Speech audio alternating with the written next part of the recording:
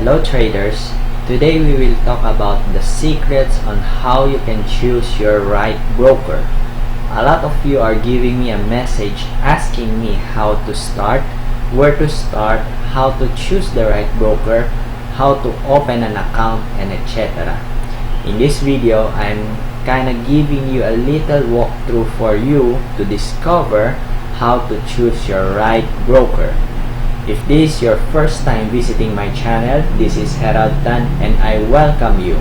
Hit the subscribe button and turn on the notifications so you will be updated with my latest tutorial that I upload twice per week. So if you are ready, let's get started. So, sa pag-uusapan nating broker, there are two types of broker. One is the traditional, and the second one is the online broker.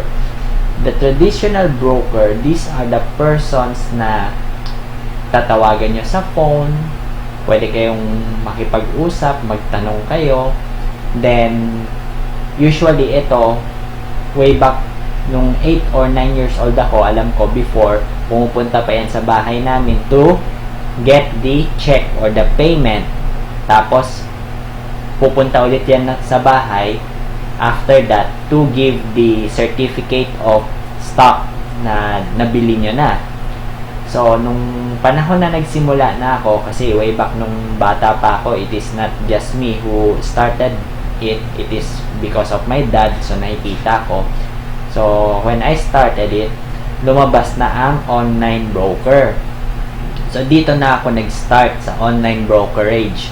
So, what are the pros and cons on traditional broker and the online broker?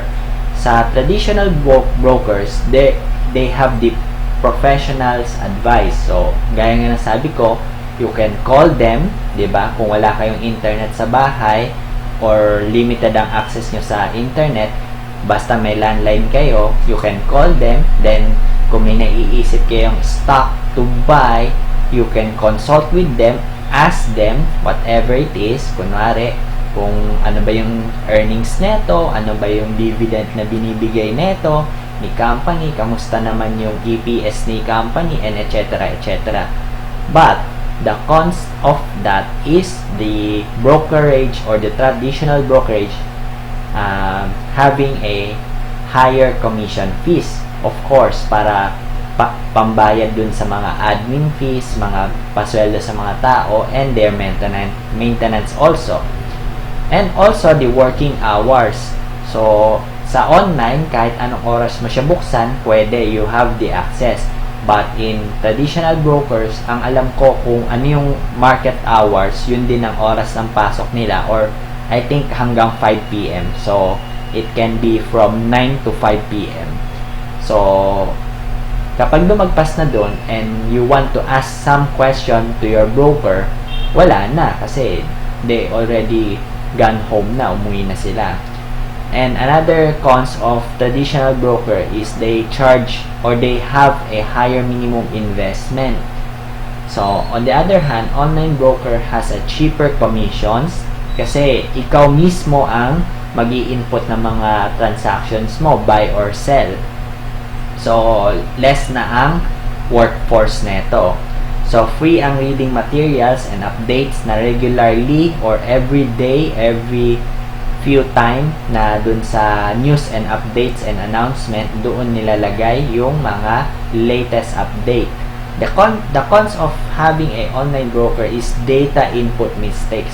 I remember when I starting out na bumili ako ng isang stock, to go yun, way back 2017, early 2017, nakabili na ako, and I remember na instead of having sell, pipindutin ko yung sell, nagkamali ako. So, ang nailagay ko pa ring input is buy.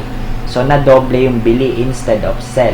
So, again, yung mga sobrang zeros, it will also cost you. For example, 10,000 na yung balak mong bilhin, naging 100,000. So, malaking factor din yun. And another cons of having an online broker is outages or lags. Usually, itong mga outages or lags, nangyayari ito kapag high volume na ang mga nagta-transact, nagba-buy or sell. So usually, I experience it on the online broker nung mga telco place. So sobrang naglalag, sobrang hindi na accessible yung site nila because siguro yung servers nila napupuno dahil sa dami ng users. So naghahang, so you cannot make the transaction. So kung trader ka, gusto mo magbenta kagad, hindi mo siya mabebenta. So for you, because iba-iba tayo ng preferences, ngayon I will just give you parang one size fits all na advice kung whether you will go to the traditional broker or online broker. For me, my advice is kapag ka magta-trade ka and you does not need so much advice and you are proficient enough because technical analysis or because day trading is sobrang bilis niya or it will just take 1 day to 1 week or 1 month, mag-online broker na lang kayo para cheaper ang commissions ninyo. On the other hand, if you are investing huge sum of money like 100,000 and up para sa investment, educational fund ng anak nyo or retirement fund, you should go with the traditional broker because yung higher commission fees niya, maliit lang yan kapag ka kuha kayo ng insights or some informations that the brokers give you, the advice, maliit lang yun kasi pag nagkamali kayo ng pag-i-invest because you do not know or you did not research or done your research, malaki pa ang ikalulugi ninyo.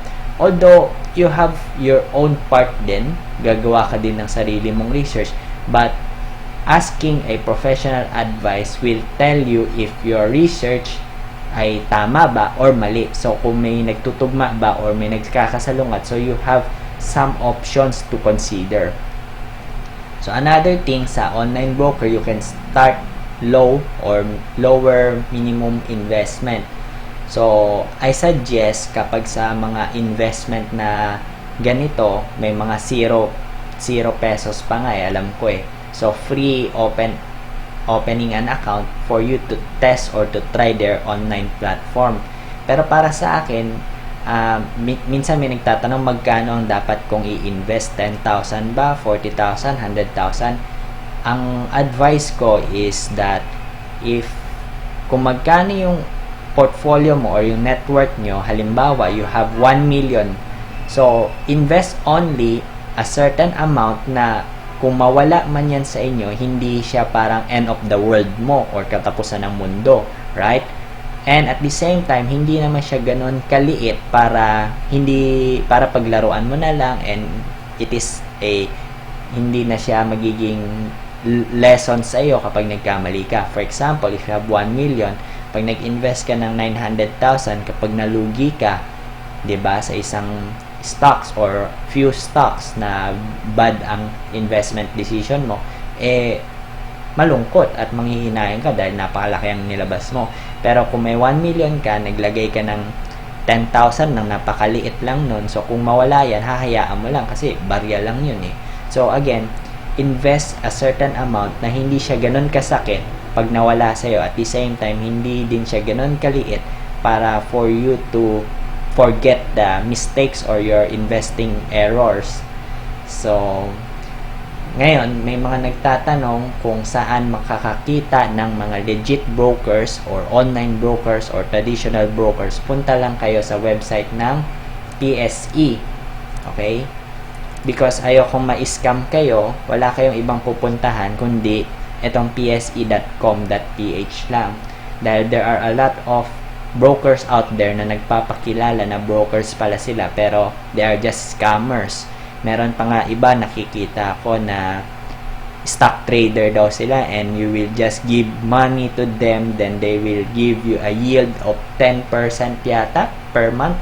I forget pero alam ko may nausong ganyan. So in this section, punta kayo sa online sa trading participant.